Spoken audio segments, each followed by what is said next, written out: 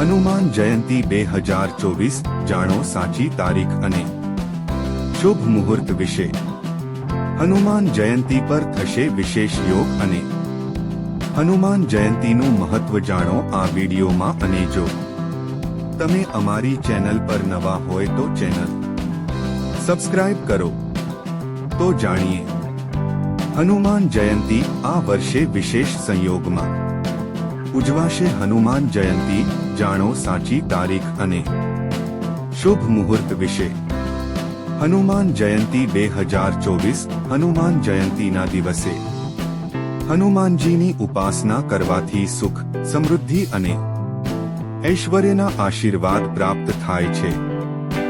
આ વર્ષે હનુમાન જયંતી મંગળવારના દિવસે આવી રહી છે। મંગળવારનો દિવસ હનુમાનજીની પૂજા માટે વિશેષ ગણાય છે। આ સિવાય હનુમાન જયંતીના દિવસે ચિત્રા નક્ષત્ર પણ છે। હનુમાન જયંતી 2024 પંચાંગ અનુસાર દર વર્ષે ચૈત્ર મહિનાની પૂનમની તિથિ પર હનુમાન જયંતી ઉજવવામાં આવે છે। આ દિવસની ઉજવણી ધામધૂમથી કરવામાં આવે છે। આ દિવસે હનુમાનજીની વિશેષ પૂજા અર્ચના પણ કરવામાં આવે છે। ધાર્મિક માન્યતા અનુસાર હનુમાનજી ભગવાન શિવના 11મા રુદ્ર અવતાર છે।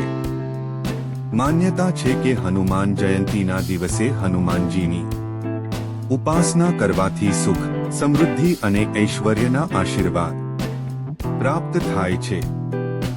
જો કે આ વર્ષે હનુમાન જયંતીની ઉજવણી કઈ તારીખે થશે તેને લઈને લોકોના મનમાં શંકા છે। તો આજે તમને હનુમાન જયંતી કઈ તારીખે ઉજવાશે અને પૂજા કરવાનું શુભ મુહૂર્ત ક્યું છે તે જણાવી દઈએ। હનુમાન જયંતી કઈ તારીખે? આ વર્ષે ચૈત્ર મહિનાની પૂર્ણિમા 23 એપ્રિલે સવારે 3:25 કલાકથી શરૂ થશે અને આ તિથિનું સમાપન 24 એપ્રિલે સવારે 5:18 થશે। હિન્દુ ધર્મમાં કોઈ પણ વ્રત કે પૂજા પાઠ ઉદ્યા તિથિ અનુસાર કરવામાં આવે છે। તેથી આ વર્ષે હનુમાન જયંતી 23 એપ્રિલ 2024 અને મંગળવારે ઉજવાશે। હનુમાન જયંતી પર વિશેષ યોગ। આ વર્ષે હનુમાન જયંતી મંગળવારના દિવસે આવી રહી છે। મંગળવારનો દિવસ હનુમાનજીની પૂજા માટે વિશેષ ગણાય છે। આ સિવાય હનુમાન જયંતીના દિવસે ચિત્રા નક્ષત્ર પણ છે, જે રાત્રે 10:32 સુધી રહેશે। હનુમાન જયંતીની પૂજા કરવાનું શુભ મુહૂર્ત 23 તારીખે સવારે 9:05 થી 10:45 સુધી રહેશે। હનુમાન જયંતીનું મહત્વ। આ વર્ષે હનુમાન જયંતી અને મંગળવારનો સંયોગ રચાયો છે। હનુમાન જયંતીના દિવસે હનુમાનજીની વિધિથી પૂજા કરવી જોઈએ। જે વ્યક્તિ આ દિવસે હનુમાનજીની ઉપાસના કરે છે તેને બળ, બુદ્ધિ, વિદ્યા અને ધન પ્રાપ્ત થાય છે।